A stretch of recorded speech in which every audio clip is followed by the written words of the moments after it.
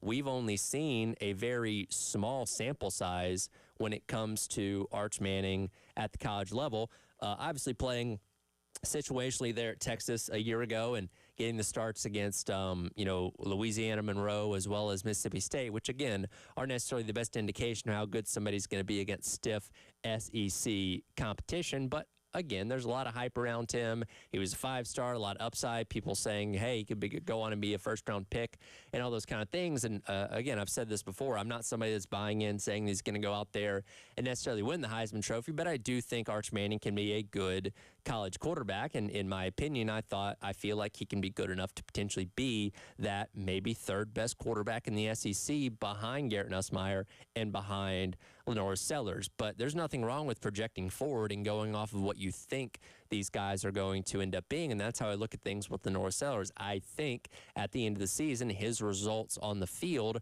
are going to tell you that, hey, look at what he did, and I think those will stack up to being one of the, if not the best quarterbacks in the SEC. Again, I didn't even vote him as the first-team quarterback. I had him second behind Garrett Nussmeier, but I do think it's cool that a lot of other people within the media last week did think highly enough of LaNorris Sellers to give him that first-team nod, and again, Nussmeier's in second, so it's not like he wasn't featured on this list at all. And Moscona had one other point that I wanted to touch on as well. In the middle of this rant, you can find it on the Locked On LSU podcast if you want to seek that out.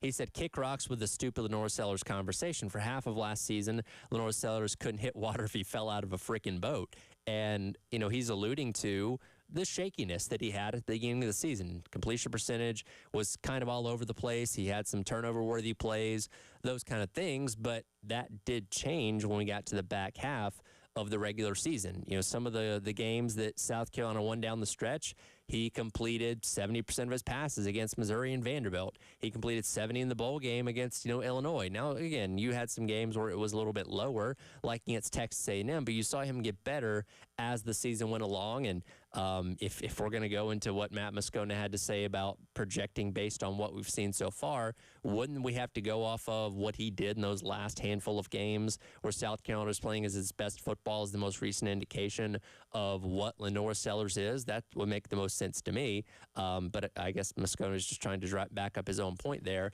Again, the moral of all this is it's not that deep. It's something you don't have to get, overly upset about, because again, it is nothing more than a preseason projection at the end of the day. And these things are most likely going to be wrong in a lot of ways.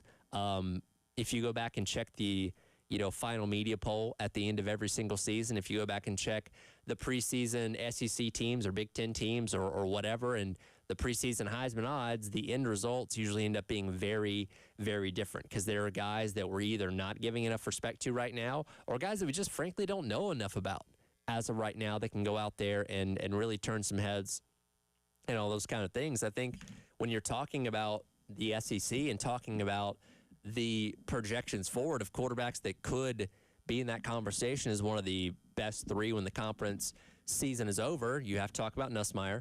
You have to talk about Sellers. I think you do have to talk about Arch Manning, but you can also throw in DJ Lagway. You can throw in Diego Pavia. I think you can throw in a guy like Taylor Green at Arkansas if he stays, if he stays healthy. There's a lot of options on the table. And again, it's your own thought, your own projection, in my opinion, of what you think things are going to be at the very end of the year. That is why we end up voting the way we do on these kind of things. But again, going back to my main point, it's not something I think that's worth getting upset about. And I get it. Matt Moscona's in the same line of work that, I'm in. And this time of year, we are looking for any kind of content that we can, things to generate discussions and all those kind of things. But I don't think getting upset at LaNorris Sellers being the first team, all SEC quarterback is something that has a lot of validity to it, in my opinion. But Matt's going to feel the way that Matt's going to feel about it, I guess. Speaking of LaNorris Sellers and whether you think he's the best quarterback in the SEC or going to be the best quarterback in the SEC is besides the point here. There's no denying that he is garnering a lot of hype this offseason with things like the Heisman Trophy, the NFL Draft, all that kind of stuff. I want to focus specifically on the Heisman Trophy, though. And coming up next, I want to take a hard look at what kind of season Sellers needs to be in the neighborhood of to be a serious Heisman Trophy contender based on precedents set forth by prior quarterbacks that played a similar type of game. I'll tell you what those numbers are and how I came to them coming up next as the extra point. It's not the extra point. There you go, Dave. There's one more dollar for me to help you pay your rent if you bring that jar. Because I've already screwed the name up once today, and I'm sure I'll do it a couple more times as the show goes along. It is the halftime show. Tyler Head, Captain A, producing on the other side of the glass. Bill Gunter out this week. He'll be back next week. We're actually going to be talking to Mike Yuva of Gamecock Central coming up the top of the 1 o'clock hour. Get some of his thoughts on where South Carolina sits right now and things coming away from media days as well. But Sellers as a Heisman contender, what do his numbers need to be? That's coming up next on the halftime show in the game.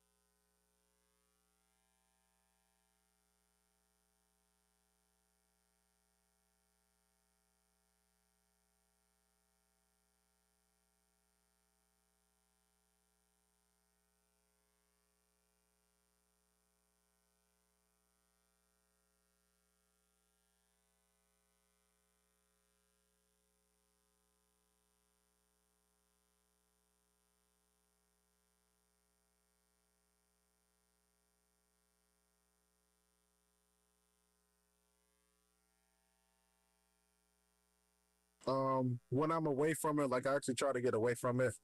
So like we have May off, so I try not to do like I think I had some stuff that first week in May, which like the first week had off, and then the last week before we went back is when I started like doing football stuff. So that 2 to 3 weeks in between, like I didn't do any football. Like try not to watch any football, but it's just Yeah. second nature. You have to watch some football.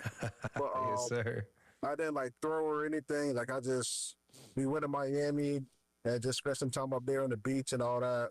Play golf, jet ski, stuff like that. So Welcome back in. It is the halftime show. Tyler Head, Captain Dave, along with you on your Tuesday here on the game. That, of course, was the voice of LaNorris Sellers talking on the Triple Option podcast the other day about taking some time away from football this offseason, taking his mind off things. But as he mentioned there, you can't truly separate yourself from football. There's always something to be doing, something to be done, no matter where you are in the offseason. And I imagine for Sellers and his family as well, the ability to get away, even if just for a short period of time, probably very, very valuable considering, what the conversations and hype and all that kind of stuff is around Sellers, where he is a hot commodity across the college football world, far more than he was, a year ago. Again, he was thought of as the 16th quarterback in the SEC a year ago, just because people hadn't seen enough of him, which I totally get. I don't blame anybody for thinking that going into the season. Now we had higher hopes about him here because, we hear things out of practice and all those kind of things and are a little bit closer with our ear to the ground of the program than people are from a national standpoint. And Sellers obviously ended up having a very strong first year here at Carolina, which has led to him being talked about as one of the quarterbacks that has an opportunity to win the Heisman Trophy. Again, easier said than done. They're going to have to go out there and have a great season. But as it stands right now, he sits tied for the sixth best odds to win the award at season's end, tied alongside Dante Moore of Oregon, Julian Sayin of Ohio State, and DJ Lagway of Florida at plus 1,800. That is per bet MGM. And I really wanted to know what kind of season does he have to be that type of quarterback, to be a Heisman consideration.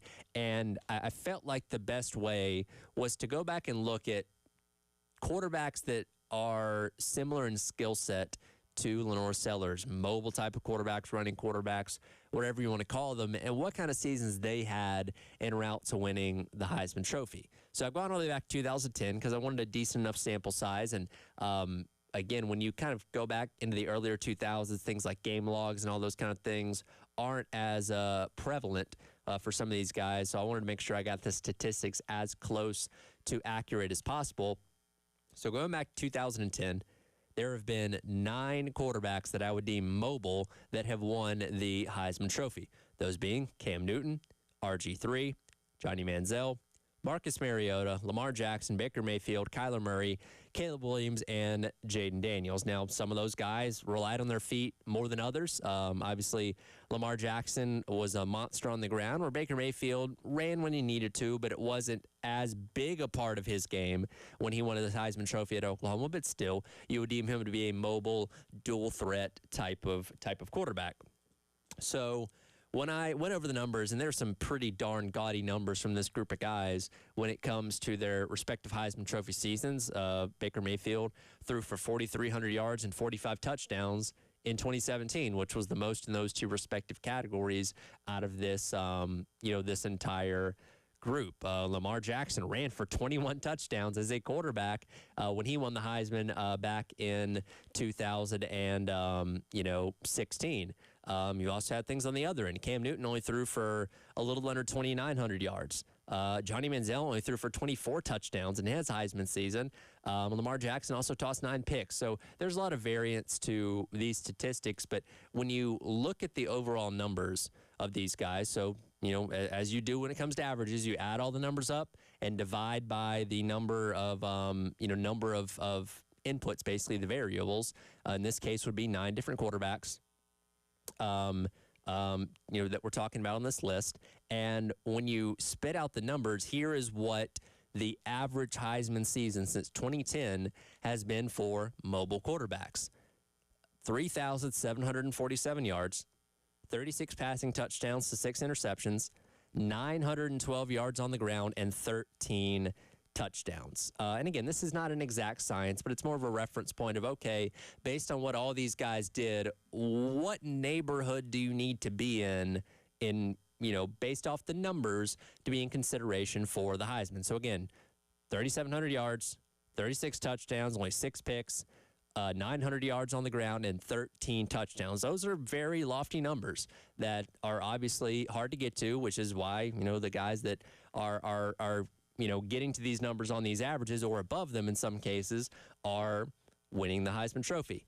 And when you look at LaNorris Sellers' 11-game sample size last year, and again, I'm doing this for 11 games because if the Heisman Trophy, in the Heisman Trophy presentation, it comes before the bowl games, playoff games, and all that kind of stuff. So we only got really 10.5 because he missed the second half of the LSU game, but he missed that. He also missed the Akron game the following week. But in 11 games, LaNorris Sellers' numbers are pretty far off from what the Heisman numbers are. Only threw for over 2,200 yards in those 11 games, 17 touchdowns, 7 picks, 655 yards on the ground, and 7 touchdowns. But one thing that really stands out to me, again, I go back to what I talked about in the first segment where Sellers got better in the second half of the year, which was the catalyst for South Carolina going on their run those final 6 games and putting themselves in a playoff type of position. I wanted to look at those numbers, saying, okay, let's just take the numbers from those 6 games, that 6-game winning streak, and what Sellers did over that period of time, and let's say he's able to replicate that over a 12-game stretch. And when you do that, still a ways to go, still not quite there in all aspects, but a lot more competitive type of numbers. So again, off this hypothetical, if you doubled Sellers' numbers from those last 6 games of the regular season, he'd be just shy of 3,000 yards, 26 touchdowns to 6 picks, 872 yards on the ground, and 8 touchdowns. Again, that's not an exact science, but it's more of a reference point in terms of what he's capable of and what he can certainly do. And, you got to get the passing metrics up a little bit there. The rush yards are pretty close to on par, maybe a few more rushing touchdowns, which, again, I think you're hoping and expecting all areas to be better in some degree. Maybe some really, really a lot better. Maybe, when it comes to passing and stuff like that. Some of them in the same neighborhood, or some of them maybe just a tick better when it comes to things like running from the quarterback spot. Now, again, we're going to see how much the design runs factor into Mike Shula's game plan for LaNorris Sellers that could affect these numbers a little bit. But the case in point of all this is what Sellers did last year, particularly at the last half of last season, puts him on, the performance itself shows you that he has the capability of being in this conversation. I know a lot of people may look at Sellers on the Heisman list and say, no South Carolina quarterback should ever be in consideration for the Heisman. His numbers weren't that great a year ago. But again, going off of what we saw last out of him in the final handful of games, including that 6-game win streak, you can see where if he can keep that level of production up throughout the entire season, he has a case to be made for being one of those better quarterbacks that could end up in New York for the Heisman Trophy ceremony, which, again, would be phenomenal. And it's such a new concept, right? I saw somebody, put up on Twitter debating the best quarterback in South Carolina history, and it had, Spencer Rattler, it had a picture of Connor Shaw, and both those guys had their own respective success in the college ranks, but Spencer was a mid-round draft pick.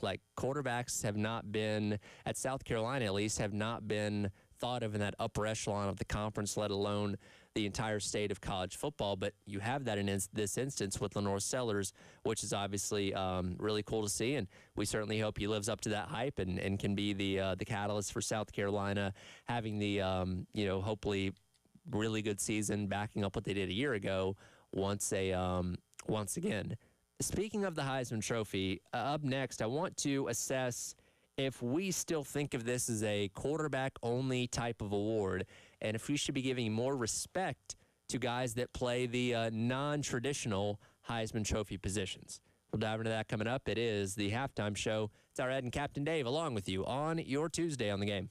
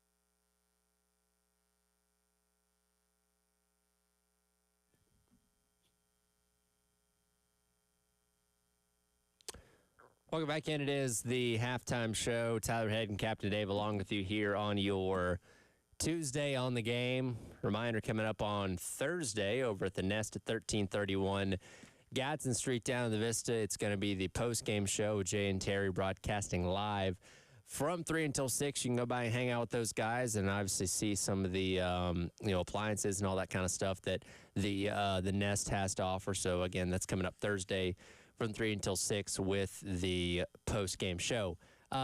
Keeping on the conversation of the Heisman Trophy, as I mentioned there, Sellers, obviously has to improve on his numbers from a season ago if he wants to be in consideration for the Heisman Trophy, but the upside potential is obviously there, which is why he's being featured on a lot of these, Heisman projections and odds list and those kind of things. One thing that stood out to me as I'm looking at these numbers per BetMGM, where again LaNorris Sellers is tied for 6th overall as far as odds with plus 1,800. There's a list of 19 guys here on this list that I'm looking at, and out of the 19, 17 of them are quarterbacks. And I think we've, for the longest time, talked about the Heisman Trophy being a quarterback award, right? It's for quarterbacks. And for the longest time, that's certainly been the case. From 2000 to 2019, all but 3 Heisman Trophy winners played the quarterback position, the only exceptions being Reggie Bush, Mark Ingram, and Derrick Henry. All those guys obviously running backs, and it kind of seemed like it was trending towards always being a quarterback award with just that one rare exception every 5 to 10 years in terms of a non-quarterback, likely a running back, winning the award. But something's happened in these past 5 years that I do think is kind of interesting, where you've had 2 basically wide receivers in both instances win the award. In 2020, you had Devonta Smith, wide receiver at Alabama. And last year, of course, you had Travis Hunter, who was a wide receiver / cornerback, really an athlete, right? But still not a quarterback winning the award.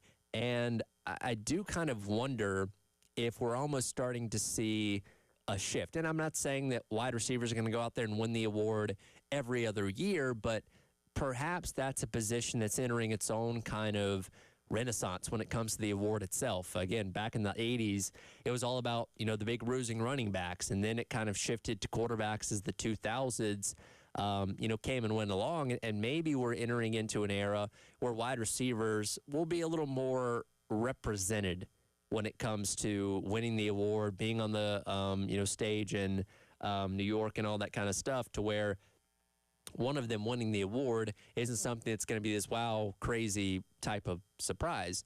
You know what I mean? Which, by the way, I'll say, and both Devonta Smith and Travis Hunter definitely deserved to win the awards based on what they were doing on the field. And while, Travis Hunter's numbers a year ago may not have been the craziest individually for a wide receiver, it's the fact that he was doing it on both sides of the ball and obviously just did not ever want to come off the field, it seems like. But Devonta Smith, that season he had in 2020 might have legitimately been one of the most fun seasons I had watching one individual player. And again, I'm not an Alabama fan or alumni or anything like that, but watching him dominate the way that he did during that COVID-shortened season at wide receiver, I think we all knew early in that season it was his Heisman Trophy to lose.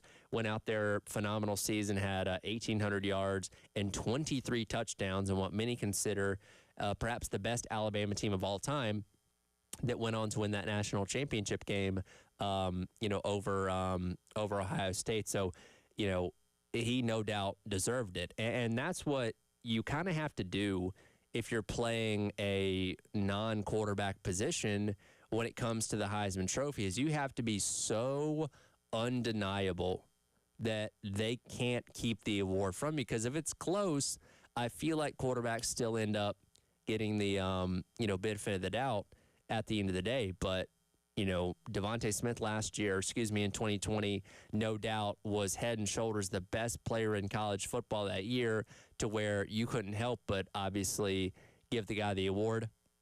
And Travis Hunter, again, from a statistics standpoint, didn't jump off the page compared to other guys individually at those position groups, but the fact that he was doing it on both sides of the ball, playing at a high level at two very, very difficult positions at wide receiver and cornerback, made him that undeniable type of guy when it came to what helped him win the Heisman Trophy. And you had another guy last year that I think made a very strong case in Ashton Jeanty, that I think a lot of people, may have been a lot of people's sentimental Heisman Trophy pick, because he was just so insane out there at Boise State. But as we've seen, when you're doing those kind of things against Group of 5 competition, that can ding you a little bit in the eyes of the people that are voting on the award, because they don't deem that you're doing it against the best competition. But two guys looking into this upcoming season that I think have a very strong case to be made for being a non-quarterback that could end up winning the Heisman Trophy.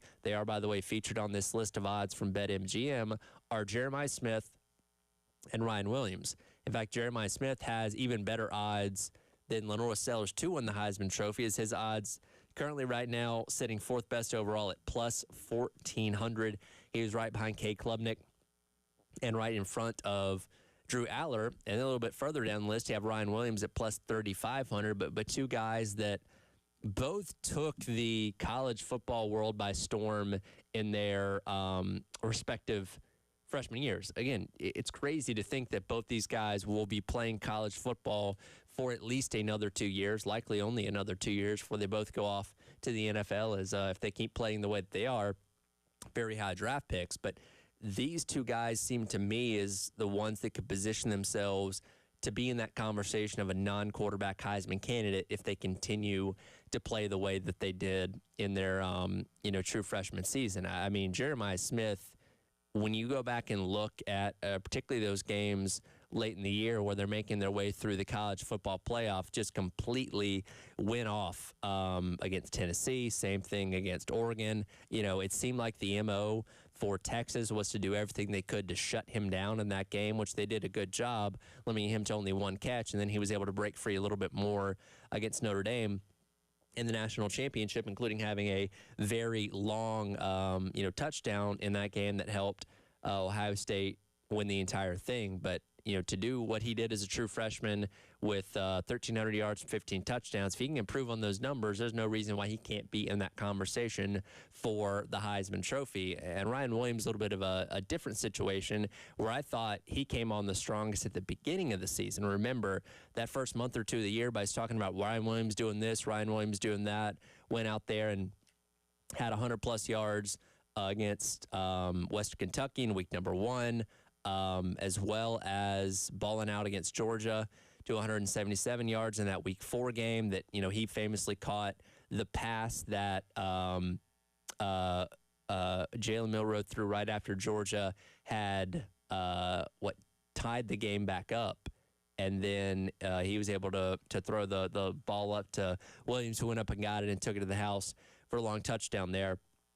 And explosive plays were the name of his game, as he had at least one play of 15 or more yards in every single game, with the exception of the Michigan game where they played in the they played in the bowl there. So a lot of big time plays. His numbers came down to earth a little bit as they got towards the end of the regular season, but he obviously exploded out of the gate at the beginning of the year with those crazy numbers against teams like Georgia. But both those guys are certainly capable of being those representatives from non-quarterback spots when we talk about the Heisman Trophy conversation.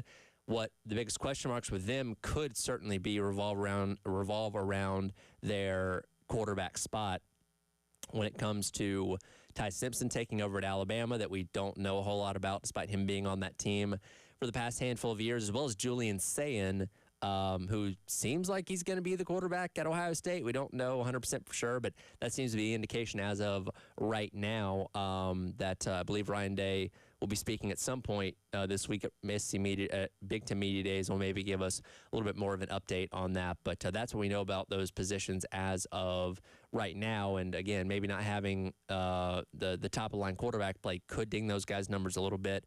But if they can be anywhere as good as they were a year ago, if not better, they'll certainly be in the conversation for the Heisman Trophy as quarterbacks. We'll come back. We'll wrap up the hour. Wanted to hit one more thing from LaNorris Sellers on the Triple Option podcast, as well as Philip Rivers retiring again. I'll tell you about that coming up next. It is the halftime show. Tyler and Captain Dave along with you on your Tuesday on the Game.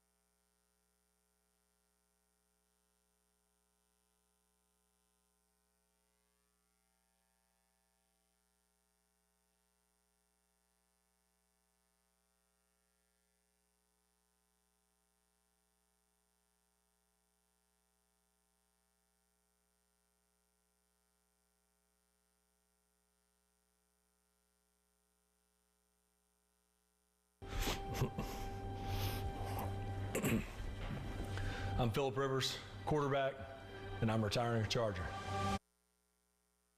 Welcome back in. It is the halftime show. Tyler Head along with you here on your Tuesday on the Game alongside Captain Dave producing on the other side of the glass. That was none other than Philip Rivers talking in a video not released 5 years ago, but one that was released yesterday by the now Los Angeles Chargers, talking about him officially retiring as a member of the team that drafted him and he played with for almost his entire career, 2004 through 2019. He signed a one-day contract with them yesterday to retire as a member of the Chargers. We see this a lot with guys that spend a majority of their career with one team. They'll sign kind of one of those one-day deals to be able to say that they retired with the team that drafted them. Those typically do come, though, right on the heels of when they actually retire from the sport. Because I had to look it up. I was like, wait a minute, didn't he actually retire like 5 years ago? Which he did.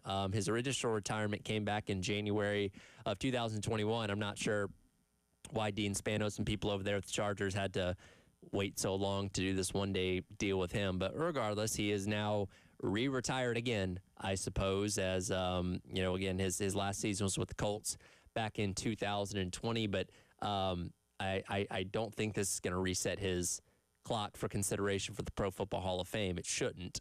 But I sure this will once again kind of stir up the conversation of Philip Rivers and his, consideration for the Pro Football Hall of Fame. Because when you look at numbers, Philip Rivers has phenomenal numbers for his career. Again, starting pretty much, and when I look at it here, outside of his first 2 years, he was healthy and started all 16 games from 2006 all the way through 2020. An incredibly consistent and healthy career, for his time in the NFL, and obviously really, really good numbers to back it up. The debate with him obviously comes into the fact that his postseason success wasn't there as much. They did reach the AFC Championship game back in 2007, but typically they were a team that was one and done or got bounced in the divisional round of the playoffs. So not a lot of deep runs in the playoffs to account for there. But I think it's interesting when you compare his numbers to somebody like an Eli Manning, who, of course, did end up winning 2 Super Bowls. Philip Rivers obviously has way, way better numbers from a statistical standpoint, but Eli Manning obviously has the postseason success, which I think in a lot of people's minds puts him over the top. Because people say, well, yeah, if you win 2 Super Bowls as a quarterback, you're going to be in the Hall of Fame no matter what, despite the fact that they never won any other playoff games with Eli Manning at quarterback besides those 2 years where they went undefeated in the playoffs. And obviously won the Super Bowl, beating the Patriots in the process. But Rivers' numbers way better than Eli Manning's, and both those guys played roughly over the same period of time, as Eli was drafted in 2004 as well and played through the end of the 2019 season. But again, Philip Rivers now officially retiring as a Charger, and again, I'm sure that'll stir up the debate of if he should be in the Hall of Fame or not. We're going to hit one more thing here from LaNorris Sellers on the Triple Option Podcast. Dave, cut number 1 here. This is Sellers talking with Mark Ingram and Urban Meyer on the show about the origins of his first name. Here's what Sellers had to say. Well, my mom hated my dad's name, so I was like, just add LA in front of the change it. Does adding LA make the name that much different or that much better if his mom really hated it, Captain Dave? Yeah, sure. You think La is that significant of a difference to where it can sweat? Like if you didn't like the name Dave but you became La Dave, does that really change it that much? Yeah, I think it changes it a bit. It gives it a whole new vibe. Whole new flair? Yeah. Okay.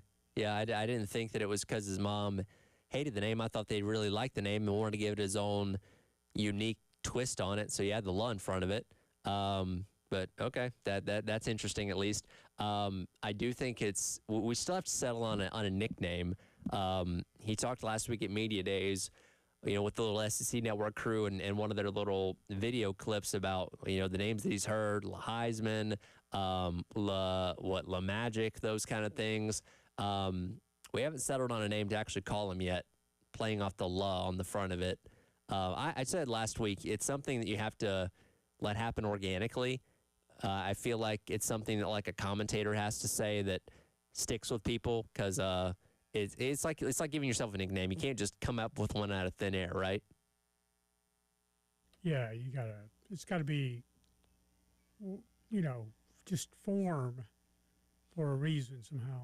Yeah, or one that just everybody starts saying, and then it just kind of becomes your nickname. You don't really ask for it; it just kind of happens. I feel like that's how those things have to happen. Now, again, if he goes out there and has another, season making magical plays like he did against Clemson and all that kind of stuff, I'm sure a fitting nickname will stick in due time. Certainly, if he does make a run at the Heisman Trophy this upcoming season, as well as La Heisman was one of the other nicknames that he listed as one that he'd heard out there in the ether. Speaking of LaNorris Sellers, by the way, we'll talk about him as well as everything else going on with Gamecock football as we get closer to the start of the season, 40 days away from kickoff, with our guy Mike Yuva of Gamecock Central coming up next. He's going to join me for the next couple of segments, and we'll kind of dive into his thoughts of Media Day as well as where this team stands. Also some position battles as well, some things he's been writing about on GamecockCentral.com. We'll dive into all that and a whole lot more as the halftime show rolls along for hour number 2. Tyler Head and Captain Dave along with you on your Tuesday here on The Game.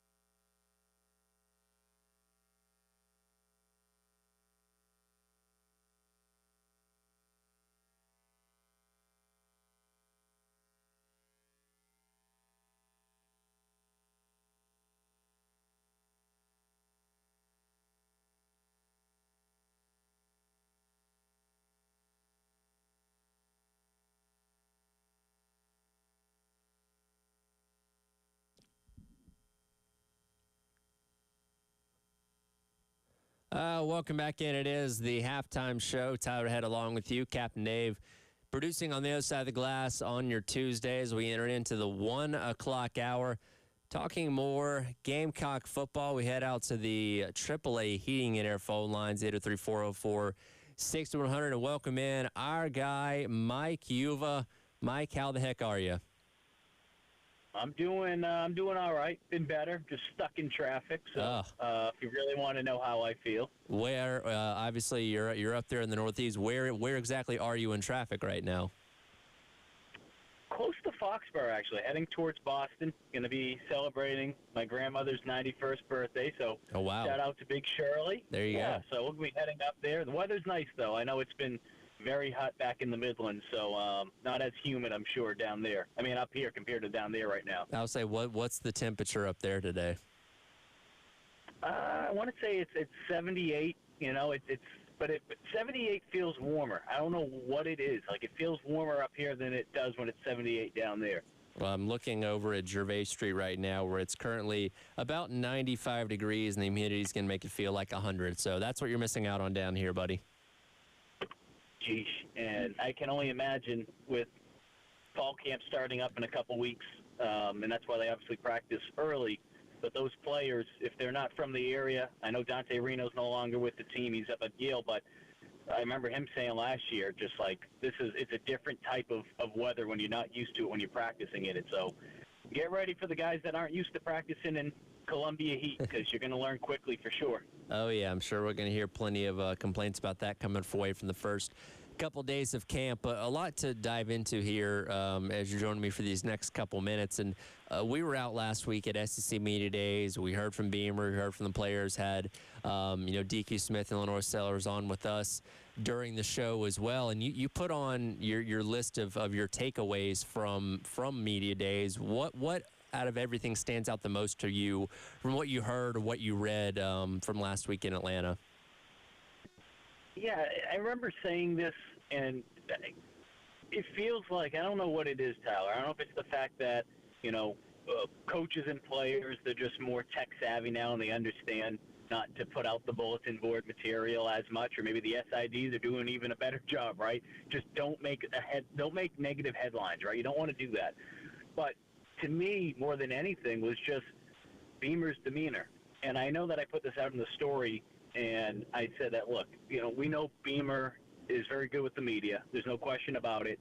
But even going back to my time with covering Will Muschamp, when you watch just the mood and how they answer questions, you can tell a lot about how they feel about the team in certain areas.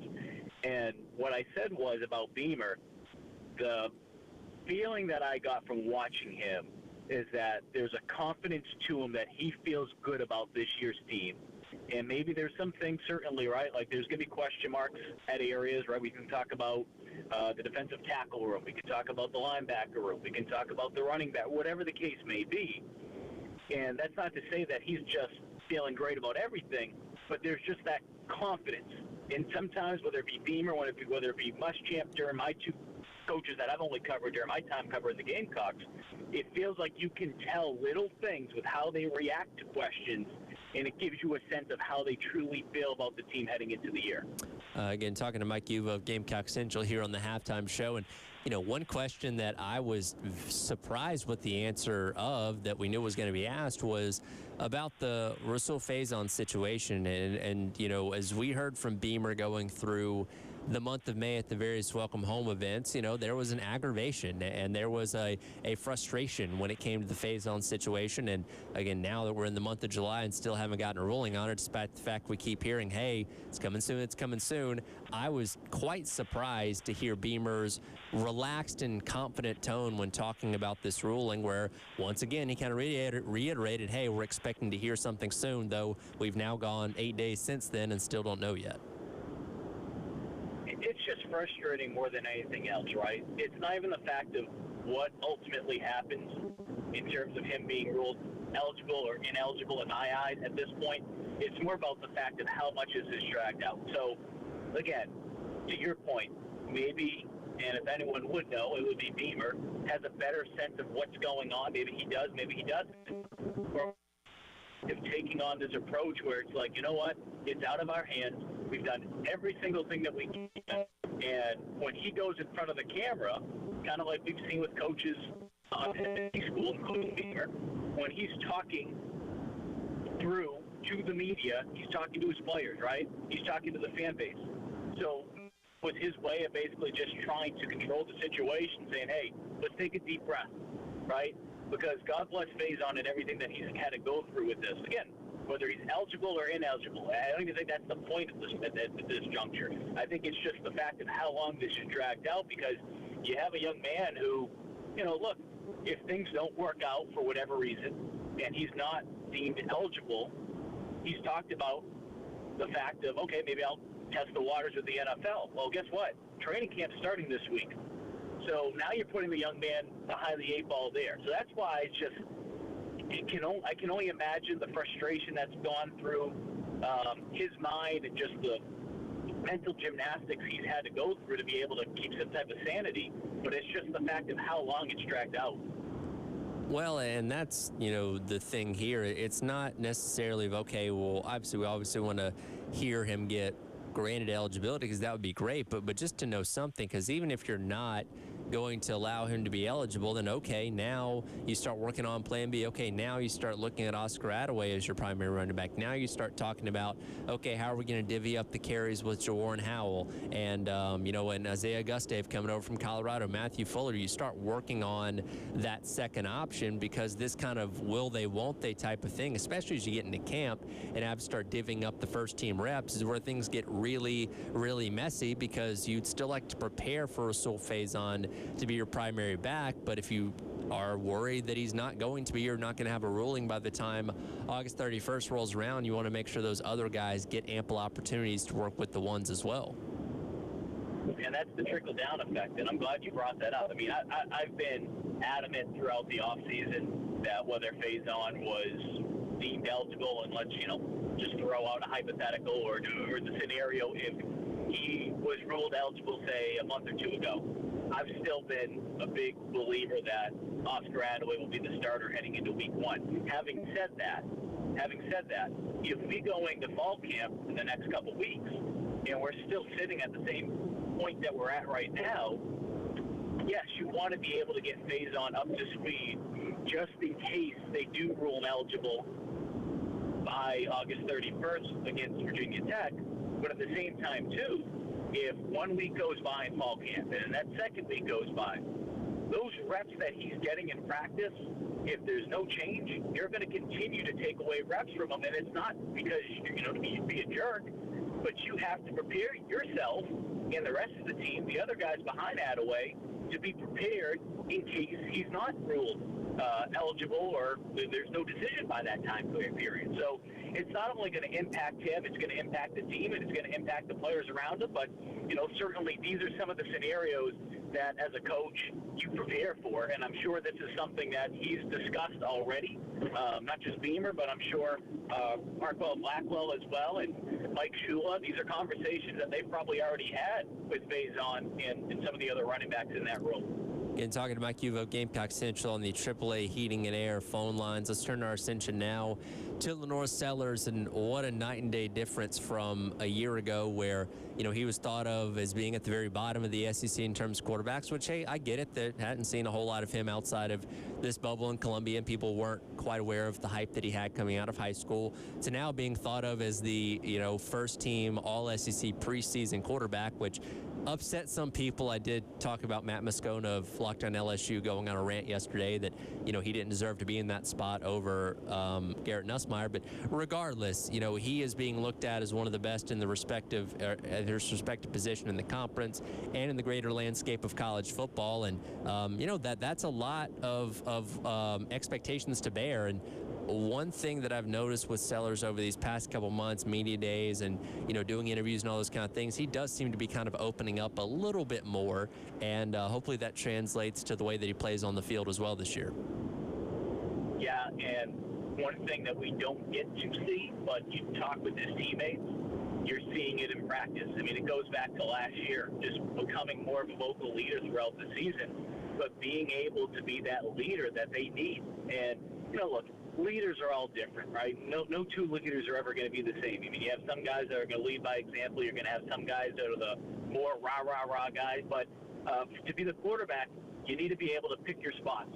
And I think that's one thing from just talking to some of the players going back to winter workouts and through the spring, that LaNorris has done a much better job of being able to keep these guys focused. Like, he's not the type of guy that's just going to open his mouth just for the sake of talking. You know, when he picks his spots, you better listen. And I think that's something that certainly the guys around him, not just, you know, when he's in the huddle, but I think even the defensive side of the ball, like when he speaks, everyone's listening. Certainly when you're getting some of the recognition and the preseason accolades that he's been receiving over these last couple of months, like, yeah, okay, it comes with it, but that doesn't just happen. I mean, I've been covering this team going on a decade now. I can certainly tell you, Tyler, and you know this, I mean, you've been covering football long enough, just because you're getting preseason accolades, that doesn't always mean that everyone in that locker room is listening to you the same way. So they respect the heck out of Sellers. He goes about it the right way, and I think a lot of it has to do with the fact that, okay, yeah, they know he's making a lot of money, but he hasn't changed who he is. I've said this going back to last year. When he received some of the accolades from the SEC standpoint, Player of the Week or whatever the case may be, good, bad, whatever the case, he was always the same guy in the building. He wasn't too high. He would never get too low. And I think that's what you need more than anything at that position. It goes hand in hand why South Carolina, who was picked 13th last year in the SEC, that's why they were picked 5th. People aren't sleeping on this team the same way because of LaNorris Sellers. And Mike Uva joining me on the AAA Heating and Air phone lines. We'll have more on the other side. Talking Sellers as well as maybe taking a look at the Too Deep that he put out recently on GamecockCentral.com as well as the halftime show rolls along. Tyler Head, Cap and Dave producing on the other side of the glass on your Tuesday on the Game.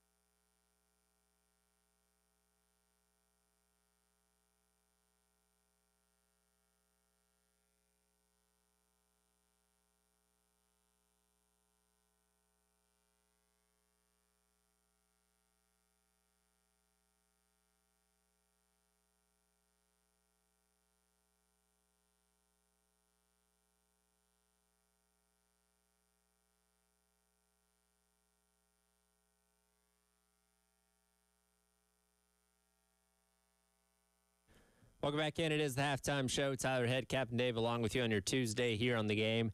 Continuing to chat Gamecock football with the guy Mike Uva of Gamecock Central is joining me now on the AAA Heating and Air phone line. And Mike, we talked at the end of that last segment there about LaNorris Sellers and obviously how he's handling, stepping into year number 2 as the starter. And when you kind of look at obviously the expectations, Heisman Trophy, first-round pick, all those kind of things, and you kind of compare him to the other quarterbacks in those conversations, he, in my opinion, is going to have to do more heavy lifting than a lot of these other guys when you look at, the questions still have on the offensive line, which we'll get to specifically in a moment.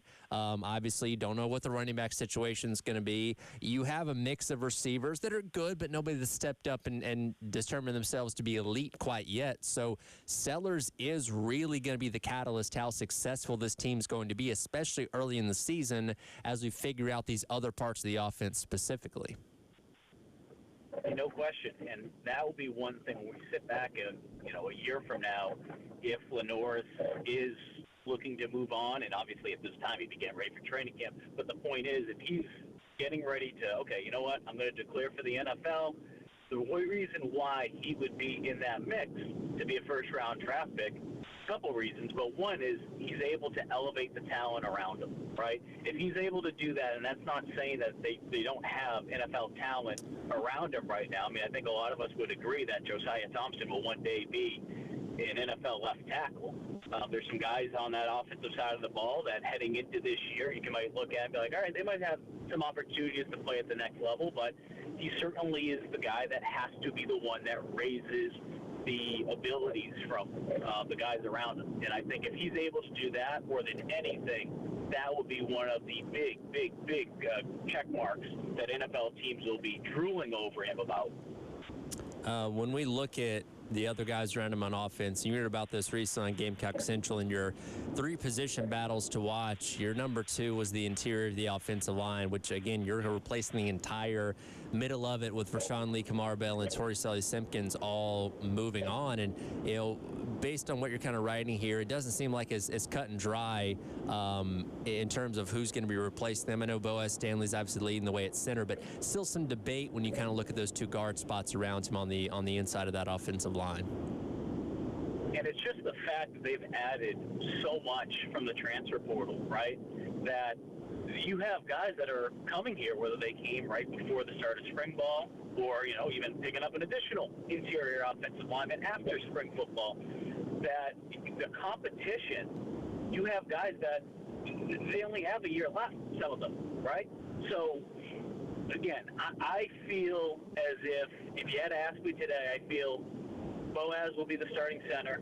I feel like, Big Tree will be at left guard, and then at right guard, you'll have Trevon Baugh. But that doesn't mean that those positions are cemented by any means because of the experience that you were able to bring in.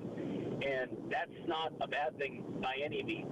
Certainly at the end of the day, when we're talking about offensive line as a whole, you need to be able to find the 5 best guys that work the best as a unit. It's not just finding 5 talented guys, but you talk about the transfers, and you also have to not forget about Marquis Anderson, because we haven't seen Marquis be the healthy Marquis Anderson that we need him to be in order to be able to compete for some of these spots. So I'm hoping that Marquis is able to go out there and have a phenomenal fall camp. He's able to stay healthy, and he's able to put pressure on as well, because I know there's a lot of people in this state that want to see Marquis Anderson get out there and play some meaningful snaps on the offensive line.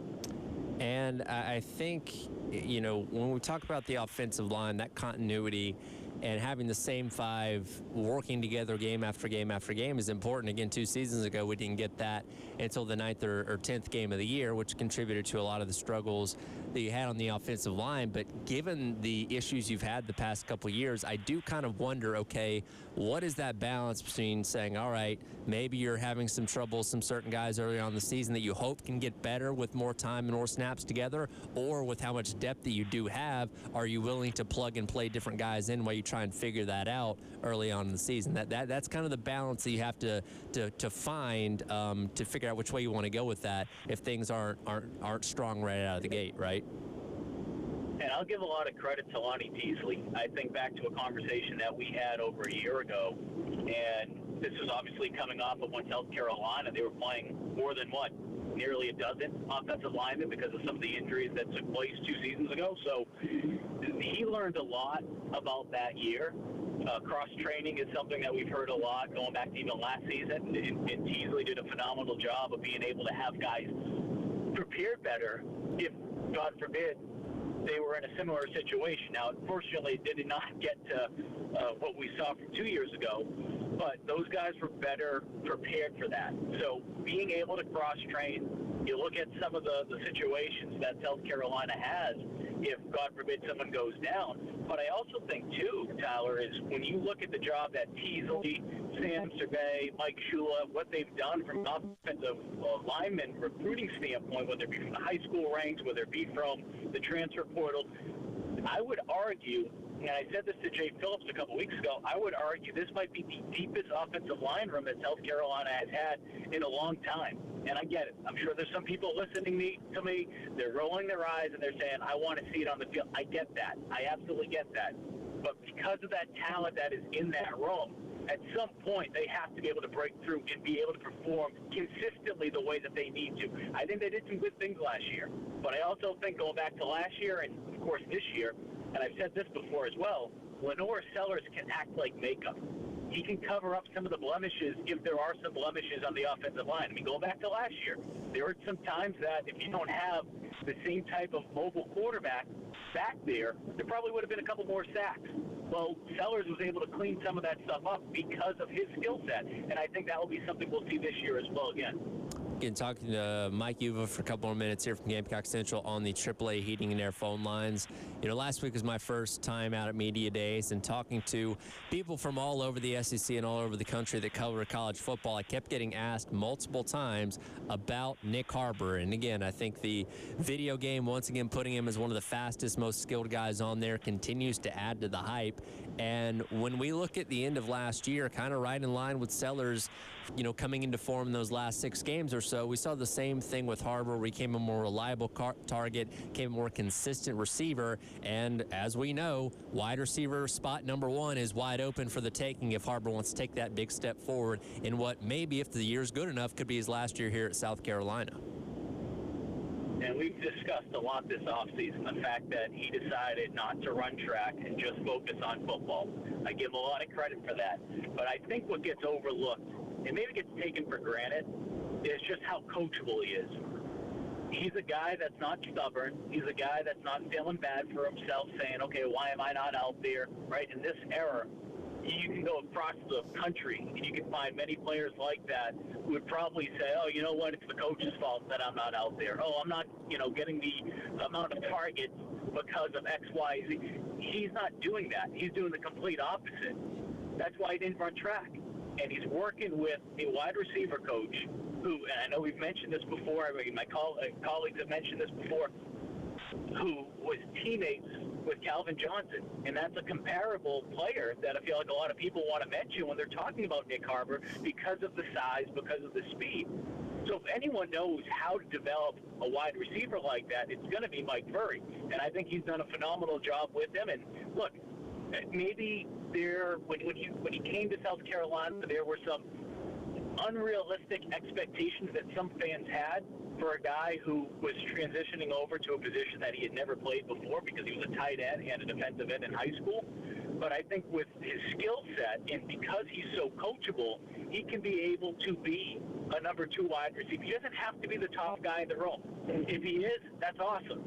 But I still think he can bring a lot to the table, regardless of what you want to call as a 2 receiver, whatever the case may be, because he is going to continue to put the work in, and I think we're going to see it this season. Last one for you here. I know Captain Dave mentioned you were riding with the fiance. How's the wedding planning going? Brooke, you want to answer that question? It's a blessing, and it's been a headache at the same time. We haven't killed each other yet. Well, that's good. That's good. We're just checking off the boxes, and I have not said where the location is going to be yet. So I've listened to her, and I think that's another reason why no one's got killed so far. Oh, there you go. Well, excited for you guys, and obviously best of luck as that continues on. I know full well how strenuous of a process that can be. baby steps, just one day at a time, but we appreciate it. All right, take care, guys. Good to hear from you. You too. All right, Mike Uva of Gamecock Central joining me there on the AAA Heating and Air phone lines. We'll jump outside the SEC coming up next. Somebody is trying desperately to get inside the Big 12, but the Big 12 not willing to open the doors, and I'm really wondering why. Tell you who that is coming up next as the halftime show rolls along. Tyler Head and Captain Dave along with you on your Tuesday on the Game.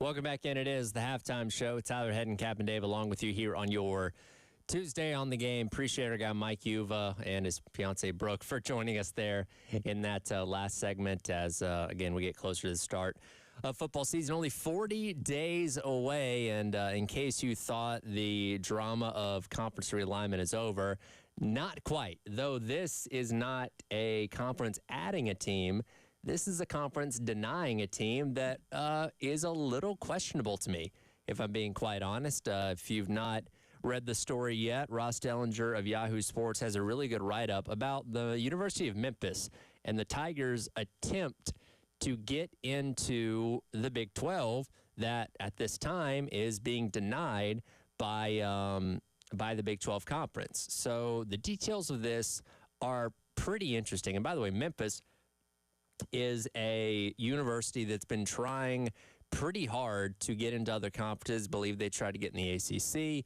They were looking at the Pac-12, and they seem to have set their sights on becoming a member of Brett Yormark's Big 12 Conference and had a pretty lucrative offer that they were putting on the table to the Big 12 Conference that up to this point has been turned down.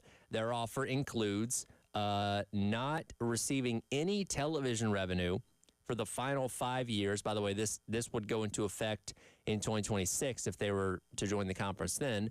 The no television revenue for the final 5 years of the Big 12's TV deal, which runs through 2031, bringing a proposed $150 million in sponsorship from companies like Lowe's and FedEx into the conference, and subjecting itself to expulsion after 2030, 2031, if the Big 12 deems it is not adding enough value to the conference. So essentially, they're kind of going with the SMU route here, who, again, SMU, who is also a part of the American Conference, basically bought their way into the ACC by saying, hey, don't worry about the television revenue. We'll pay our own way for, I think it's 5 years.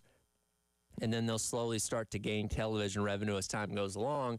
But for the time being, they are truly footing their own bill in the conference. And it kind of seemed like that was a surefire thing, that if you can afford it, if you can bring enough money to the table to pay your own way in a conference, as far as the Power Five go, you'll have the opportunity to join, which makes it all the more perplexing that the Big 12, a conference that, let's face it, needs all the money it can get, is taking the opportunity, at least right now, to turn away Memphis. The way the structure works in the Big 12, you need approval from at least 12 of the 16 universities to grant something like this to happen and allow Memphis into the conference. But up to this point, it hasn't. They've denied them so far, and it is perplexing to me. Because, again, it seems like a no-risk thing. It seems like the Big 12 is basically being presented like the, hey, if you let us join you, then we'll carry our own weight. And if you don't think we're good enough, if we're not bringing the value to the conference that you need, you can kick us out in 5 years, essentially. And the Big 12 has deemed that not good enough. I do kind of wonder on the back end of things if there is concern for this alleged money that they're bringing in from a sponsorship standpoint. And Memphis is one of those schools that we've talked about before having corporate backing. Again, FedEx is headquartered out of Memphis, and they've had, again, the basketball team plays at the FedEx Forum. The basketball team plays, 1 or 2 games a year at the FedEx Forum over there where the Grizzlies play. So there's a connection between FedEx and the university that has promised to help assist with them and the revenue and all that kind of stuff, and now seemingly helping them attempt to get into a higher conference in the Big 12. But up to this point, it's not working, and I do wonder, because again, there are conversations going on behind the scenes between these universities, presidents, and all that kind of stuff, ADs, on what Memphis brings to the table. And I almost wonder if some of them know something behind the scenes in terms of, hey, maybe Memphis can't exactly bring what's promised to the table, or there's skepticism that they can, to where they think that might drag the conference down a little bit. And the Big 12 has been one of those conferences that's not been afraid to think outside the box, has not been afraid to do things a little bit differently compared to its counterparts, in the Big 10, the SEC, and obviously the ACC. So this almost kind of seems like something that would be right up their alley and potentially add strength to the conference, because Memphis has been one of the better Group of 5 programs the past handful of years. They've been in contention to be in the playoff discussion late in the year, in the American Athletic Conference. What they played, I think, Tulane in the conference championship a couple of years ago, with the opportunity to, get into a New Year's Six bowl game. They have not broken through and gotten themselves there, but they're always one of those teams every single year when we have the debate of, who's going to make the playoff, particularly out of the G5, they always are a name that does end up coming up.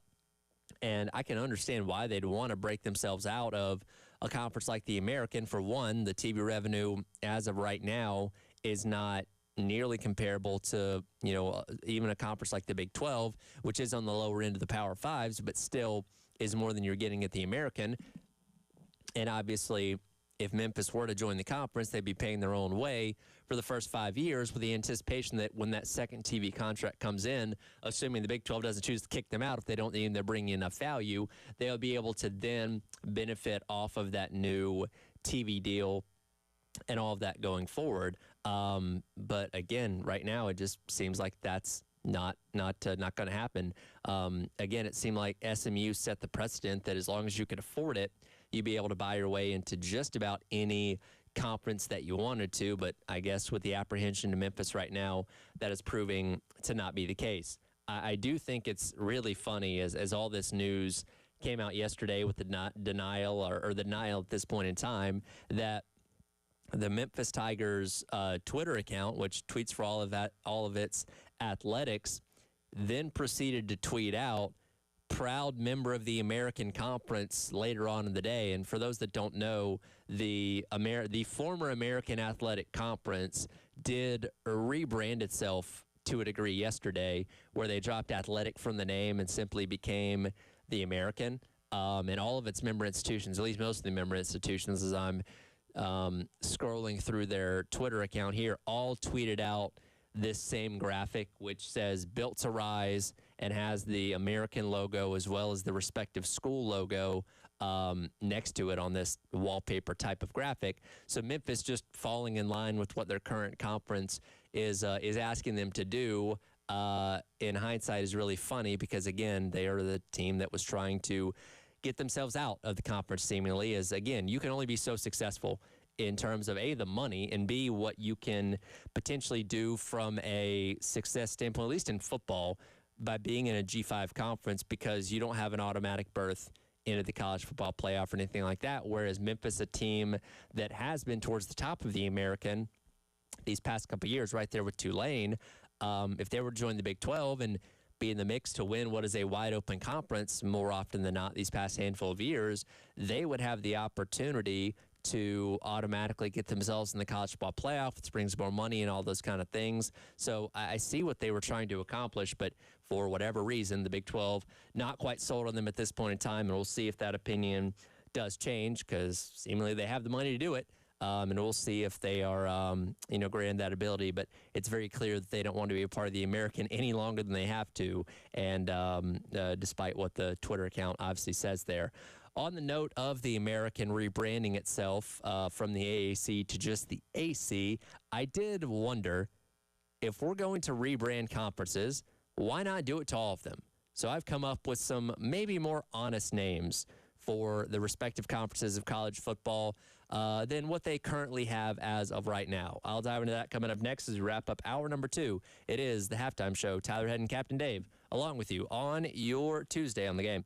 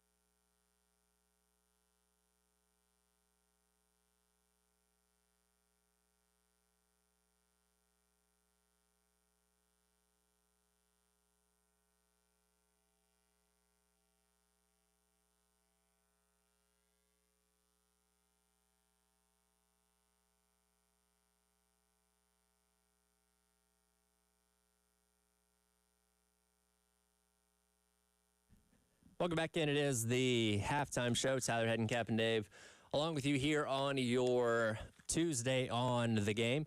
Appreciate everybody hanging out with us. Again, Bill Gunter out this week.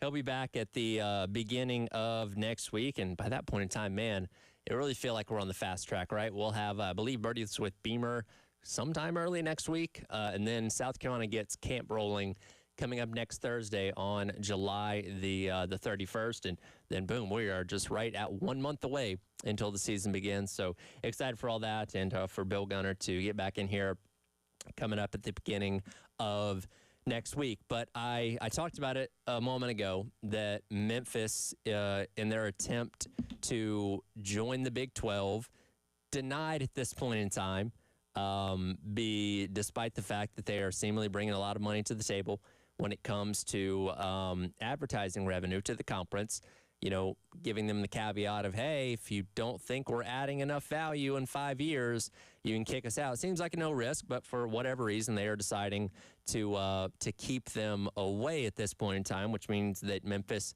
for the foreseeable future, will continue to exist in the American Conference. And again, if you didn't hear the news yesterday, the formerly American Athletic Conference has indeed rebranded itself to just being the American. I don't know if that was a needed change. They've got like a new mascot type thing now as well.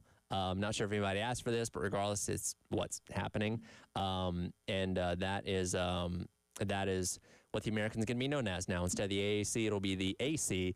And it begged the question to me, thinking about this yesterday, okay, well, if we're going to start rebranding conferences, I feel like, personally, we need to start giving conferences more honest names. Because let's be honest, when you look at the landscape of college football, the names of conferences, in a lot of ways, no longer actually represent what the conference is or the geographical location of the conference or any of those kind of things. So I feel like we really need to take a hard look at what we're naming these conferences, and here's an opportunity to change some things. So going through it, and you can go very easily with some of the low-hanging fruit, like, oh, you could go with the Big 10 becoming the Big 18 or the Big 12 becoming the Big 16. For one, I am very much against numbers in conferences. For one, realignment never seems to end. Just when we settle on a number, it changes. And the Pac, formerly known as the Pac-12, did a good job for a while of keeping up with that. When they went from 8 to 10 to 12, they changed the name of the conference accordingly. And then they went to 14 and just didn't bother to do that. But I think we should get rid of numbers in conferences completely because, again, for one, they don't make sense right now because nobody's number is representative of how many teams are in the conference. And two, all this stuff's subject to change. So instead of opening yourself up to having to continue to change your name where you might end up being the Big 20 or the Big 24 or something along those lines, just go along with not having it be a number in general. I do think for a conference like the SEC, who, let's be honest, is not predominantly in the Southeast anymore now that you've branched into Missouri and Oklahoma and Texas, why not the Southeast Western Conference? Yeah, it still flows pretty well off the tongue, but it's a more accurate representation of where you are geographically in the United States. I will give the SEC credit, though, because they do have all the states touching each other. So there's no state out on an island in the SEC.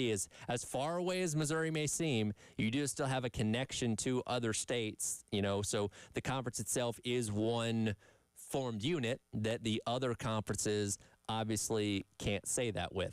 Big Ten close. Big Ten has 11 of their 14 represented states touching each other, which brings up my kind of funny name of why not the connected 11 in the additional 3?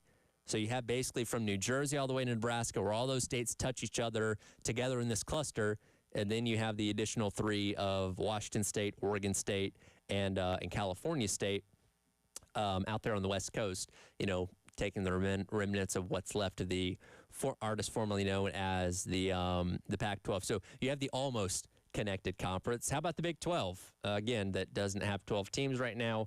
It currently has 16. I say predominantly Midwestern.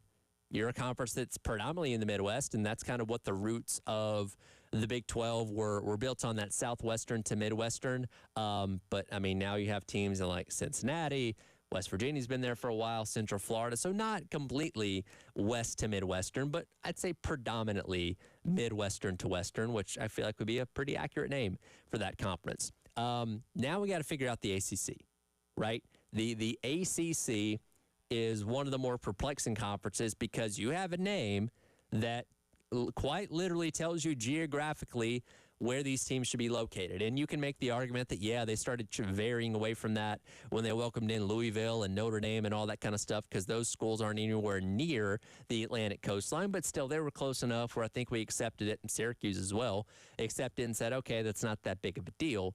But now that you have a team in Texas and 2 teams in California, well, none of those teams are really close to the Atlantic coast at all.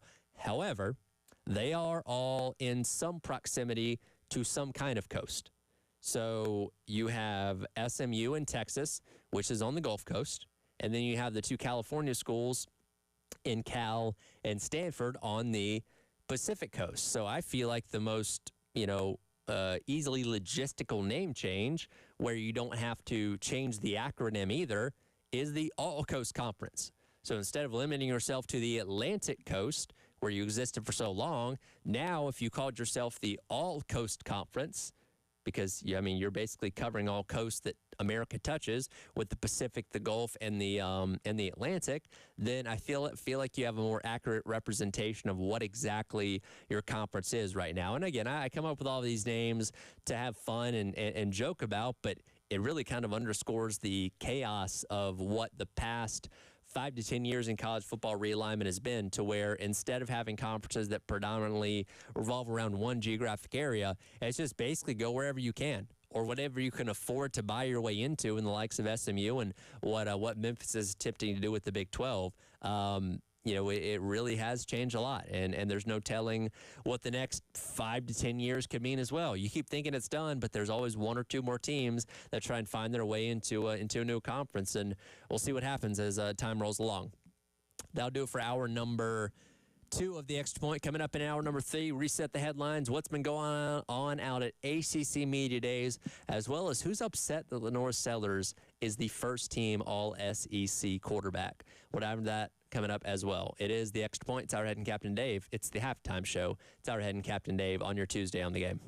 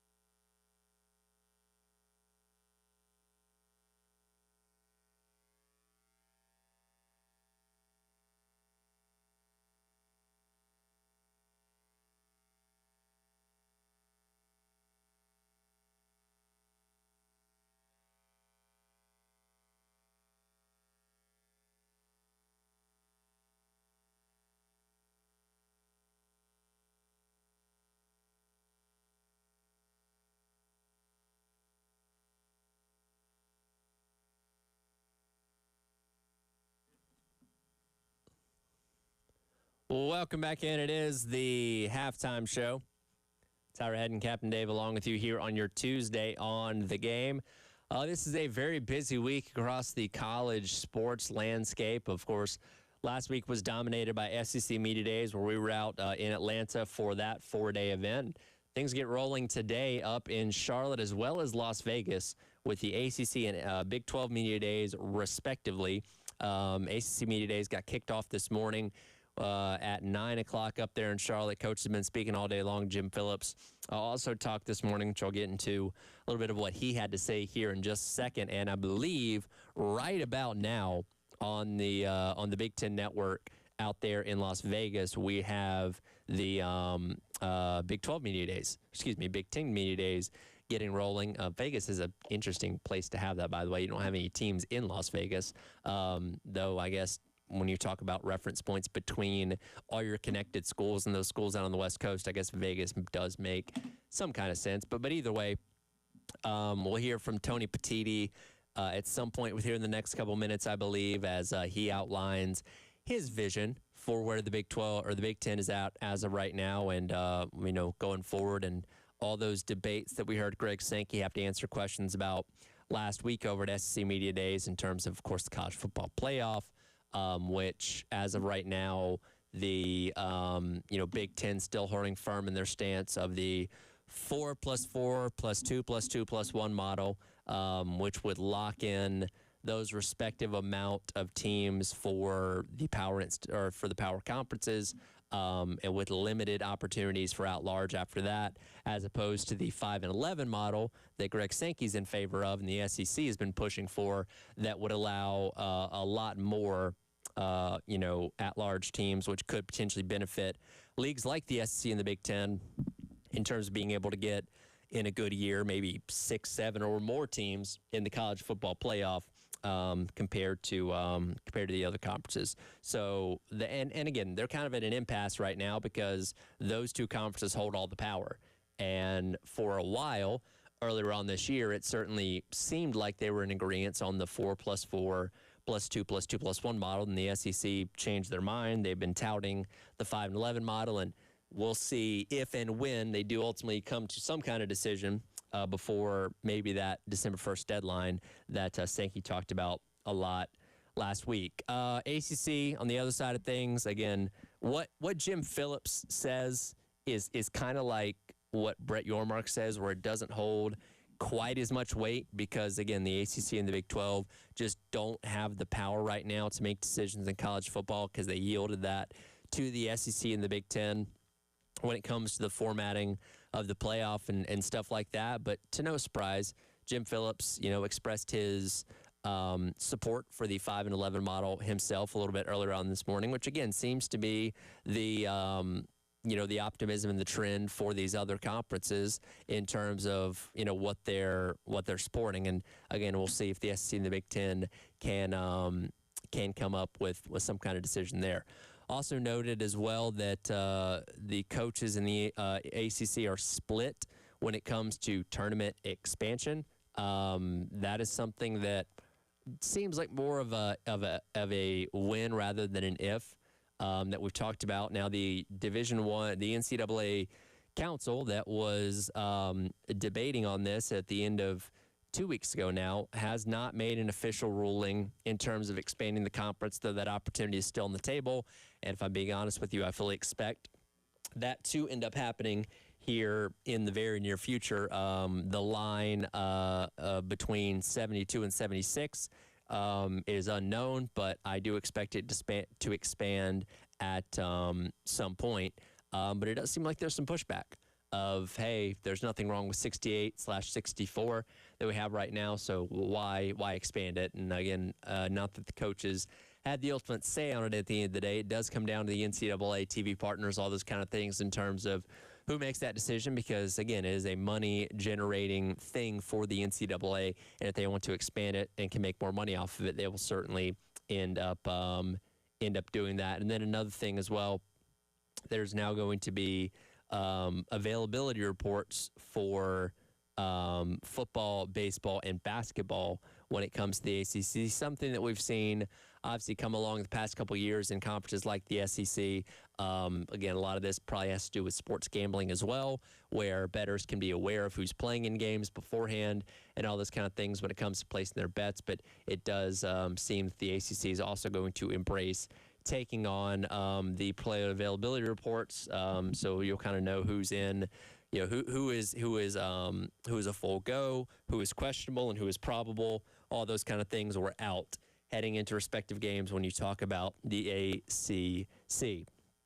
Going back to SEC Media Days last week, of course, we've talked a lot about the media poll in terms of where teams are projected to finish in the conference standings, with South Carolina coming in 5th behind Texas, Georgia, Alabama, and LSU. And then we also learned, to the surprise of maybe a lot of people even here locally, that LaNorris Sellers got the nod as the first team All-SEC quarterback over Garrett Nussmeier, who was second team, and Arch Manning, who was third team. Well, that's upset some people, including Matt Moscona from the Locked On LSU podcast out there in Baton Rouge, also works for their ESPN station. We saw him last week at Media Days as well. Cut number 12 here, Dave. Here he is expressing on his show yesterday why he does not think Sellers was deserving of that first place honor. When you look at the preseason all-conference team, the thing that I have a gigantic problem with is that the media voted LaNorris Sellers as first-team All-SEC quarterback, Garrett Nussmeier second team, and then Arch Manning was the third-team preseason All-SEC quarterback. Now, I just got done telling you why none of this actually matters, but it still bothers me to my core, because what this illustrates is an egregious degree of lazy from people who actually do bother to fill out their ballots. And it's not just to say you have to agree with me or you're wrong. There's plenty of times I've been wrong.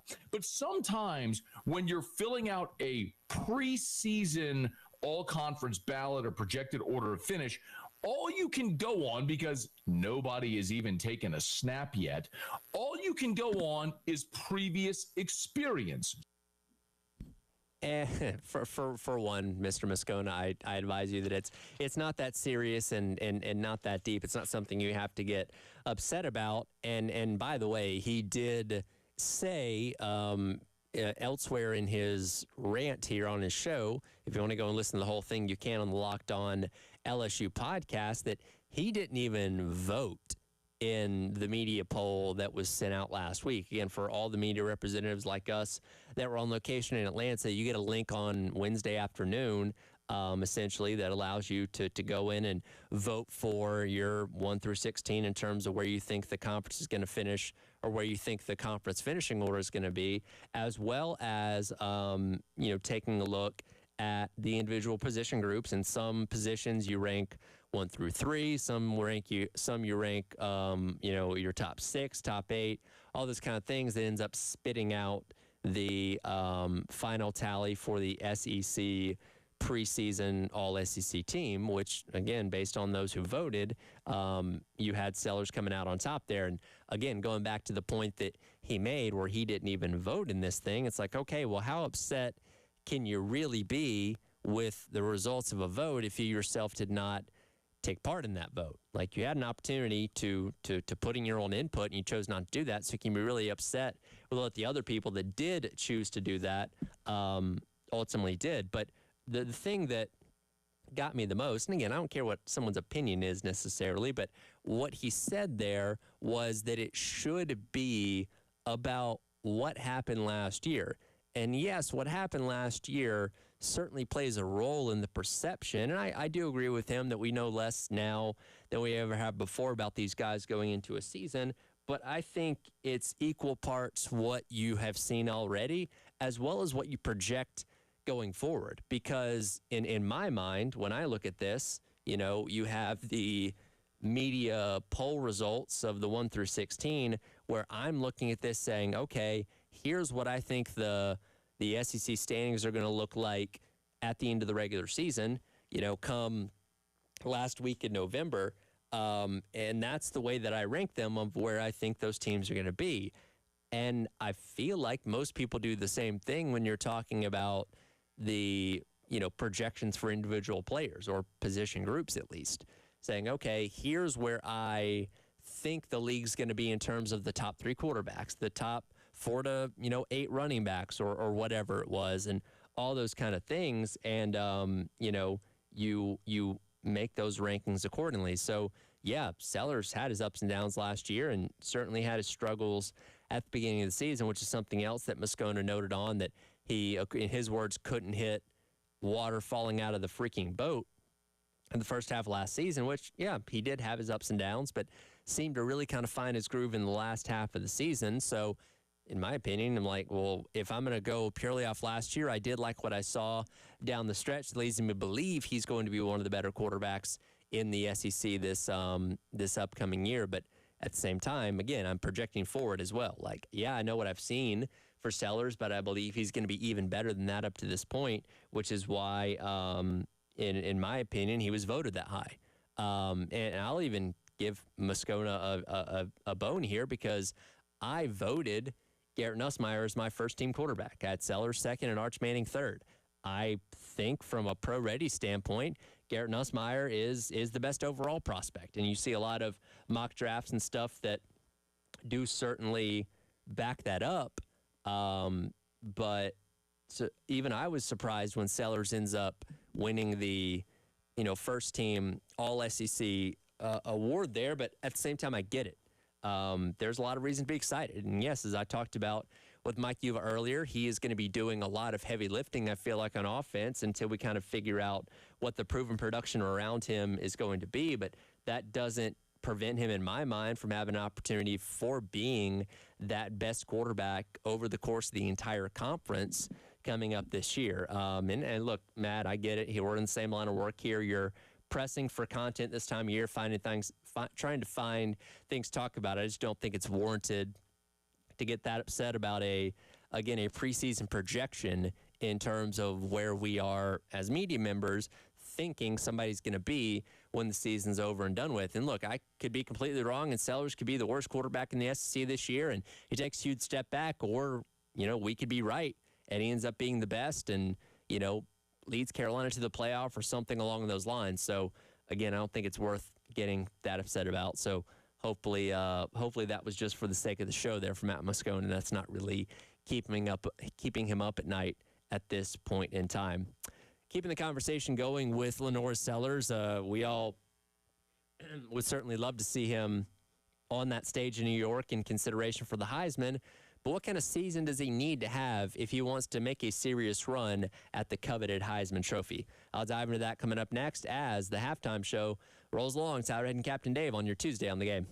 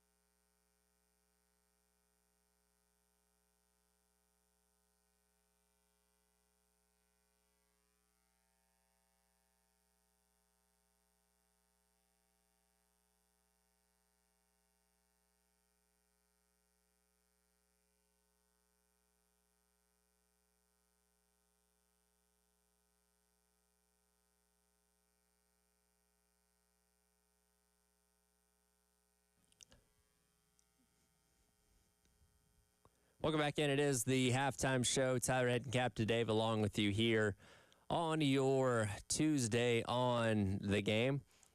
Going back around to something I touched on a little bit earlier here, where, again, a lot of hype around LaNorris Sellers, a lot of belief that he could, I don't know, maybe be the first Heisman Trophy winning quarterback in South Carolina history. It's, gonna take a lot, gonna take a special season, certainly. But you believe, given his skill set, that he has the ability to do that. Not saying it's gonna happen, but he has the ability to do that perhaps better than any other quarterback in SEC has going into a season.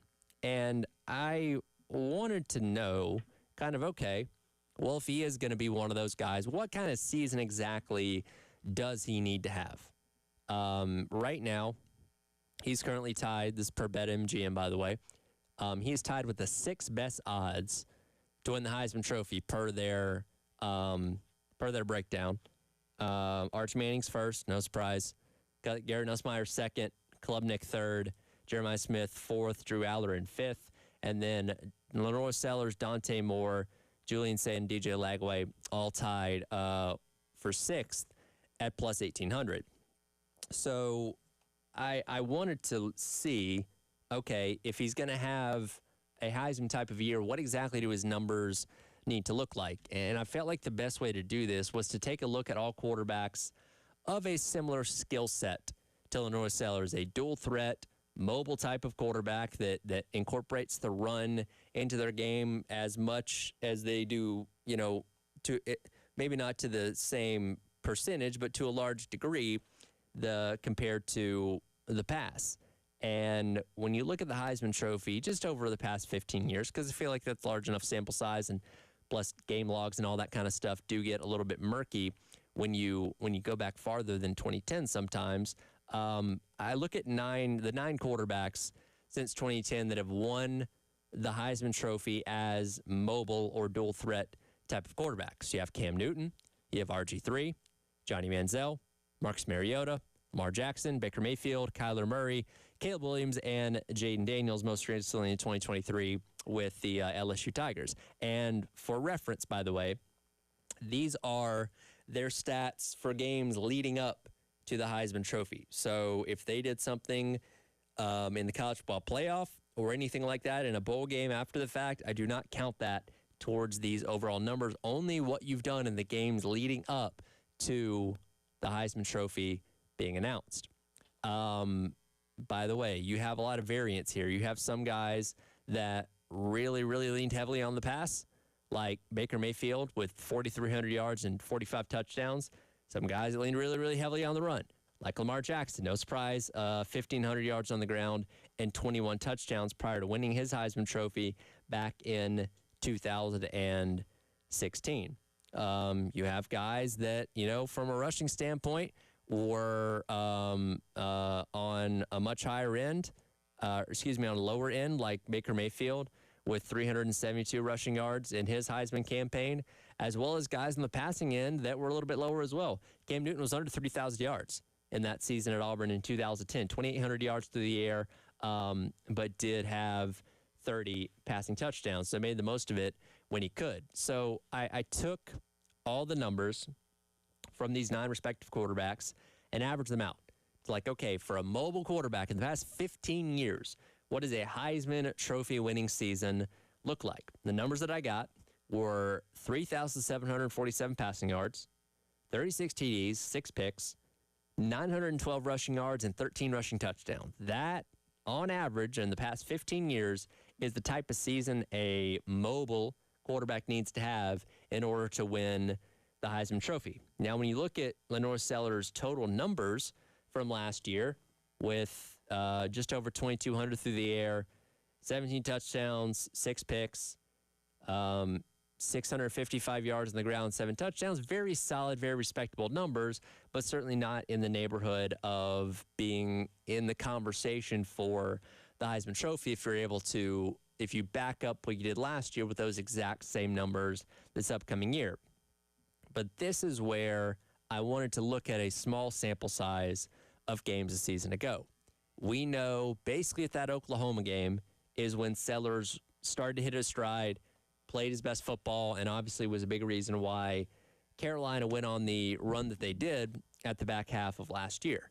So when just looking at the last 6 regular season games, again, this does not count the bowl game because that was after the Heisman Trophy winner was announced with Travis Hunter a year ago. I took those numbers from those last 6 games and doubled them. It's like, okay, well, if he can replicate the 6 games here that he played over into the first 6, and again, he only played 4.5 of the first 6 games because he was out the second half against LSU and then ends up just sitting out completely in that game against Akron that Robbie Ashford came in and, didn't have any problem running things at that point in time. But if you take that 6-game sample size at the end of the regular season and you simply double his numbers, now you're a little more competitive. Again, it's not quite there yet. Still a ways to go in some categories. But you look at the numbers, and if you double them, then he's just shy of 3,000 yards. He throws 26 touchdowns and 6 picks, runs for just shy of 900 yards, and has 8 rushing touchdowns. Again, a lot more competitive with the numbers on the average from those mobile quarterbacks when you take the sample size of Sellers in the final 6 games and simply double that. Now, again, that's a hypothetical, and that's not the end-all, be-all, and even the projections of what Heisman Trophy winners are just that, or Heisman Trophy odds are just that, projections. We don't know for sure, but it kind of gives you an idea of about where he should be around in terms of numbers to be a serious contender and a serious threat. And again, the hope is that what we saw at the back half of last year is where he starts at, if not several steps ahead for this upcoming season, that hopefully, again, can lead him to New York and being in consideration for the Heisman Trophy when the season does indeed come to an end. So I was curious on that. Just want to throw that out there in terms of what he might possibly have to do if he wants to be considered the winner of the Heisman Trophy. Speaking of which, I feel like maybe we're turning the tide a little bit in a position renaissance when it comes to the Heisman Trophy itself. I'll tell you about that coming up next. It is the halftime show. Tyler Head and Captain Dave on your Tuesday on the Game.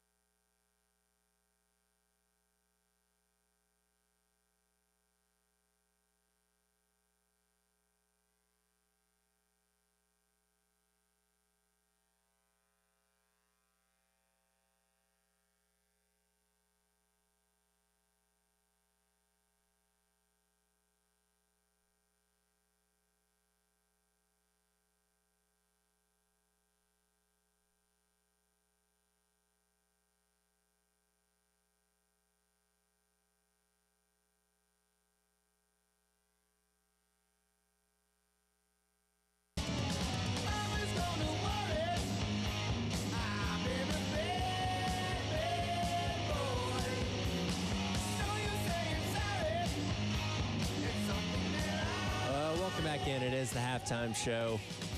Tyler Head, Captain Dave along with you. We'll go back into sports in just a moment, but you hear that music, and unfortunately, some sad news to pass along, Captain Dave, in the world of music.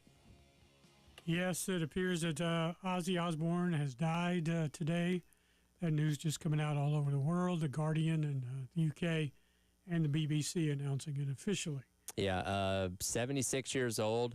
I know, and I saw some of the clips really just about a week or so ago when he was doing what was his farewell show. He's been battling Parkinson's, so he was winding it down. I know Sharon Osbourne was talking recently about getting away from music and all that kind of stuff. So a real celebration of his career had been going on these past couple weeks, and I guess it's kind of one of those things of they kind of knew the end was coming and wanted to make sure he got his proper send-off and proper farewell. But I think sometimes, you talk about what somebody does for a career, really kind of keeping them alive. And when that's gone, that they don't have quite that same drive and that same spark. I'm not saying that's what happened here, but it is crazy that his career ends and then he's gone not 2 weeks later.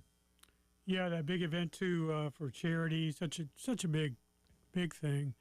As a teenager growing up, of course, Black Sabbath was huge when I was in high school, and then his solo career, fantastic with Randy Rhoads and everything. Diary of a Madman, so many great things that he did. What's your favorite, either Black Sabbath or Ozzy Osbourne song? What's your all-time favorite? Well, I always loved Paranoid because it was like the first thing maybe I heard from him, from Black Sabbath. And I had an old film of them in France playing this show to a small audience. And it was really great. Ozzy mopping the stage with a mop. I mean, just insane. That sounds like something he would do. I don't even need to know the context of why the mop was there, but that sounds like something he would do. Yeah, absolutely. So I loved that band, and I loved him and everything. So just fantastic, and sad that he died. I always loved Mr. Crowley. I thought that was a great song. Mama, I'm Coming Home, which if you searched Ozzy on Twitter, you can see that last performance he did a couple weeks ago where he's singing that song and clearly, obviously, dealing with the issues of his Parkinson's. Even one of the songs that came out a couple of years ago, I don't know if you heard this one, Under the Graveyard, I thought was a really, really good song too. I don't know if you ever got a chance to listen to that one. I did. I don't think I know that one in particular, but certainly all of his early stuff was just big for me. Yeah. Oh, for sure. And gosh, what a life he lived. If you've watched any what the behind the music stuff, obviously he had the reality show, The Osbournes, back in the early 2000s, that I think introduced him to an even newer generation of people that maybe didn't even know him for his music. He became even more mainstream than he already was. At that point in time, my sister watched that show, back in the day, and and sad to see the Prince of Darkness gone at the age of 76. Yeah, he had such a great sense of humor. Really came out in the movie, if you ever get a chance to see it, Decline and Fall of Western Civilization Part 2. He's in there cooking breakfast. Okay. And it is one of the funniest scenes I've ever seen in my life. Oh my goodness, I'll have to checked that out, and the dynamic between him on stage and away from stage is crazy. And I know he obviously had a lot of drug problems and those kind of things going on in his life, but the thing that people always joked about with Ozzy Osbourne was the incoherent way that he talked, like away from the stage and just interviews and that kind of stuff. But when he's up there singing, or when he was up there singing, clear as day, you can understand every word, and that's what I always found really funny about him. I always wanted to see an interview between Keith Richards and Ozzy Osbourne. Oh man, the subtitles you would need for that. Yeah, really. Yeah, but again, that's the news. They're coming out just in the past 20 or so minutes. Ozzy Osbourne passing away at the age of 76. I'm sure plenty of great tributes and all that kind of stuff going to be coming out, here soon for the legendary music career that he had. Getting back to football here, I was talking about the Heisman Trophy there in the last segment, and the kind of numbers that LaNorris Sellers would need to be in the neighborhood of. I'm not saying that's exactly what he'd have to do, but based on the other mobile quarterbacks that have won the trophy in the past 15 years, kind of give you a sense of where he should be in a relative sense if he wanted to be in consideration for the for the trophy. So speaking of the Heisman Trophy there, looking at this list of Heisman odds that Sellers is tied for 6th on, BetMGM has 19 players listed. You have Arch Manning at the top, plus 600. Then you have a handful of guys with Austin Simmons, Marcel Reed, Dylan Raiola, Avery Johnson, and Ty Simpson at the bottom of that list, whether they be tied for 15th, I guess, with all those guys at plus 4,000 odds to win. But one thing that sticks out to me on this list is 17 of the 19 guys listed are quarterbacks. And we've gone through a long period, really since the turn of the century, I feel like, where the Heisman Trophy has been presented as a quarterback award. And when you look at the numbers from 2000 to 2019, all but 3 of those Heisman Trophies were won by quarterbacks. The only exceptions being Reggie Bush, Mark Ingram, and Derrick Henry, which you want to talk about 3 very significant game-changing type of running backs during their times in college football. Those 3 guys certainly would check those boxes. But in the last 5 years, we've seen something different. We've seen 2 non-quarterback and non-running backs win the Heisman Trophy, with Devontae Smith back in 2020, and then last year, of course, with Travis Hunter as a wide receiver / cornerback. And it almost kind of makes me wonder, are we entering into a new era of college football where something like this could actually become more prevalent? And I'm not saying a wide receiver is going to win it every single kind of year, because quarterbacks, more often than not, will traditionally win this award, because it's almost kind of tilted towards quarterbacks with the way that college football, or football in general, is today. You go back to the 1980s and the heyday of the great running backs, the George Rogers and Herschel Walkers and guys like that, because running backs were such a featured and big part of that offense. That's where your crazy statistics typically came from. Now it's more of a passer's game, where the guy throwing the ball tends to get a lot of the love and a lot of the accolades, and obviously ends up going on and winning the Heisman Trophy more often than not. But these past couple years with Devontae Smith and Travis Hunter, we've seen those receiving the football as getting more of a nod in terms of an opportunity to win the Heisman Trophy. And again, Randy Moss was a Heisman finalist back in 97, I believe.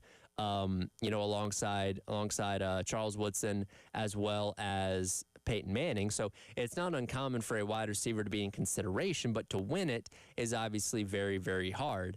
And when I go back to a guy like Devontae Smith back in 2020, by the way, from just a fan watching college football standpoint, watching Devontae Smith that season was probably the most fun I've ever had watching a player in a single year in college football. And again, I'm not an Alabama fan, not an Alabama alumni, but I appreciated what he was doing so much, because he was that much better than quite literally everybody on the field. 1,800 yards, tons of touchdowns, and helped Alabama, win that national championship. He was so undeniable. You could not give him the Heisman Trophy, despite the fact he was playing at a position that typically didn't win the award. And last year, from a number standpoint, obviously they're down a little bit. It was more about what Travis Hunter did by playing both sides of the ball as well as he did, which is why he won the Heisman Trophy. But I look at 2 guys on this list of the Heisman odds in Jeremiah Smith, who has better odds than Sellers, by the way, as well as Ryan Williams, 2 wide receivers at 2 premier schools that I think have a very good opportunity to maybe be the gate crashers in this quarterback party when it comes to the race for the Heisman Trophy in 2020. Jeremiah Smith, and both of these guys, by the way, freshmen last year, true freshmen last year, putting up insanely crazy numbers. Jeremiah Smith putting up the better of the 2 by going over 1,000 yards, having 1,300 yards, 15 touchdowns, including crazy huge plays in the college football playoff that if you didn't already know about him, you knew about him then with the long touchdowns against Tennessee, Oregon, and Notre Dame. The game plan for Texas, in fact, in the semifinal game was to take Jeremiah Smith away, which they did a good job of that. He only had one reception for 3 yards, but he seems to me as primed to maybe be that next non-quarterback that could win the award in the next couple of years. People talked about him last year saying, man, despite the fact he's a true freshman, if you were able to draft him right now, he would no doubt be a first-round pick, and that's believable with how well that he played. And I'm excited to see what he's going to do in his sophomore year. Ryan Williams on the other side of things, who came out of the gate red hot, had that crazy game against Georgia, making crazy plays, people talking about him being only 17 years old. He cooled off as the season went along, but still put in a very respectable 800-plus yard year last year as well. One thing, though, that could potentially hold these guys back is the quarterback play. Because despite the fact that these are thought of as two of the better programs in college football, and both their quarterbacks are on the short list for Heisman trophies, for the Heisman Trophy, we don't know enough about Ty Simpson at Alabama or Julian Sayin at Ohio State in a college setting to know how good they're going to be and if they're indeed going to be able to distribute the ball enough to these guys to warrant them being in consideration for the Heisman. So I don't doubt their abilities. Again, we saw that on display last year. And you can argue even Will Howard wasn't the best quarterback in the world, but he knew how to get the ball to Jeremiah Smith. And Jalen Milroe found, Ryan Williams plenty of times for the success that they had, last season as well. So we'll see. Again, and both Simpson and Sayin could end up being phenomenal quarterbacks. I'm just saying right now we don't know. But if those guys are good enough at getting the ball to their playmakers, getting the ball to these elite wide receivers, one or both of them, for all we know, could certainly find their way to the Heisman ceremony coming up in New York in early December. So we'll have to see. But Jeremiah Smith, fun player to watch, and Ryan Williams certainly the same way. We'll get to see Ryan Williams come in here, by the way, in October when Alabama rolls into town, and hopefully South Carolina secondary can do a good job of keeping him at bay. We'll come back in. We'll wrap up today's edition of the Halftime Show. Kirk Herbstreit has learned more potentially about the Nico Iamaleava situation. We'll let you hear that coming up next as we wrap up the show. It is the Halftime Show. Tyler Head and Captain Dave along with you on your Tuesday on the Game.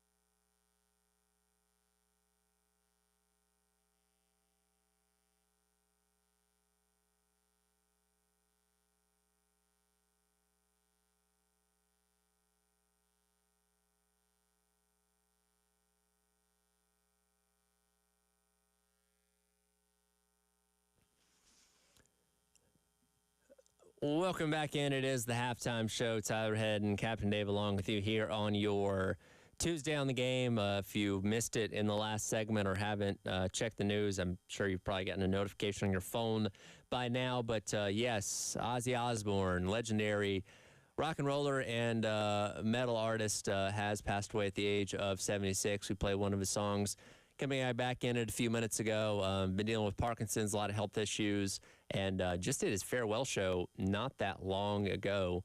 Yeah, a huge loss for the music community there. Again, that news just coming out within about the past 30 minutes or so. I want to wrap up the show here. Hit one thing. Cut number 11 here, Dave. This is Kirk Herbstreit talking on a podcast about some maybe potential details he's learned adding to the Nico situation from Tennessee back earlier on in the spring. I don't know the true story. I've heard different stories. Some people thought it was about money. I've heard from close sources it was more about Nico's dad going to Josh back in December before they played Ohio State, like, hey, listen, you got to get better at offensive line and better at receiver. You got to get better around him if you want us to stick around, which blows my mind that a college quarterback's dad would do that to a head coach. And I think at the end of the day, when they got into spring ball, it was still more of you haven't brought people in to make him and this offense better. Again, I don't know if that's true, but that's what I was hearing. So I don't think it was necessarily about the money. I think it was more about, is Nico going to be able to play well enough to eventually be a first pick in the draft with the players that they had around him? That's disgusting to me if that's true. And again, Herbstreit's positioning that as allegedly, again, you're not 100% on that, but again, if there's anybody that's connected and in the know with these kind of things, it would be Kirk Herbstreit. So you can certainly believe that something like that, could be true. And when you look at how things went down, which, by the way, it feels like that was like a year ago now, right? Like, it's been such a long off season. It's hard to believe that the Nico situation was right at 3 months ago, because that happened the day before Tennessee's spring game. Well, really, I guess 2 days before is when we kind of started hearing rumblings, and then he doesn't show up on that Friday, and boom, he's off the team, and they play the spring game without him, and then pretty soon after that, he's at UCLA, and Joey Aguilar, ends up basically in a quarterback swap, essentially, ends up going to Tennessee instead. And, when you look at the perception of this Tennessee program, I wonder how different it would be if Nico was there. Because, look, Nico didn't have the most phenomenal season last year. It was solid, and again, they were good enough to get into the college football playoff, but I think that was more on the strength of their defense than anything else, as opposed to Nico's individual play. And funny enough, I have the SC Network on right now in the studio, and they're replaying when Tennessee, at the time, number 4 in the country, got upset by Arkansas 19-14. And that, they'd end up losing to Georgia as well in the regular season, but still making the college ball playoff. But I think there would be a lot of belief in people that, hey, Nico in year number 2 could potentially take some steps forward. I remember hearing some rumblings about this coming away from the spring as well, that it seemed like, outside of just the NIL deal that they were pushing for, that there was potentially some truth to the fact that Nico's camp, which involved his dad and a family friend or something, or an uncle that was acting as his agent, essentially, were looking at what Tennessee had done in the offseason and where things were from a personnel standpoint, not believing, going back to what Herbstreit said, that Nico is going to have enough to be successful. Because remember, Nico is a redshirt sophomore. Nico did sit his first year behind Joe Milton, started the bowl game, if I remember correctly, and then played all of last season. So much like LaNorris Sellers, if he had a strong enough year this upcoming year, he has the potential to go to the NFL draft and obviously go on and make money in the NFL for years and years to come. But what he did last year, and potentially not having enough around him, because they lose Dylan Sampson, they lose most of their receiving core, lose a lot of their offensive linemen. Tennessee is very much in reset mode, which could potentially hurt hurt Nico's second year as a starter and his opportunity to get to the NFL. But unfortunately, when you take these things into your own hands, like Nico's camp learned, you can end up getting bit. Because as tough of a situation as Tennessee might have been in this year when it comes to what they had on offense, he's in a worse situation at UCLA because they've lost all that kind of stuff and much more, including most of their defense as well. So I don't know how good that team as a whole is going to be.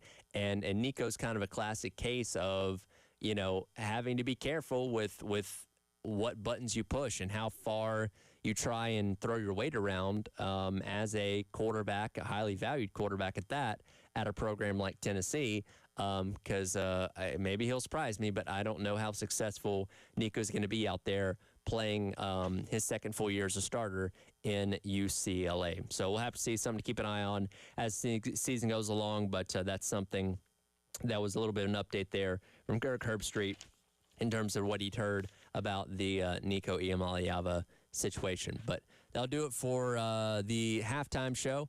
Again, flying solo this week without Bill Gunser. I believe we're going to have Scott Hamilton from Post and Courier joining me for a little bit for tomorrow's show. So looking forward to that as he'll give us some insight into what's going on at ACC Media Days as well. That'll do it for the halftime show. Tyler Head and Captain Dave. Coming up next, post-game show with Jay and Terry on your Tuesday on the Game.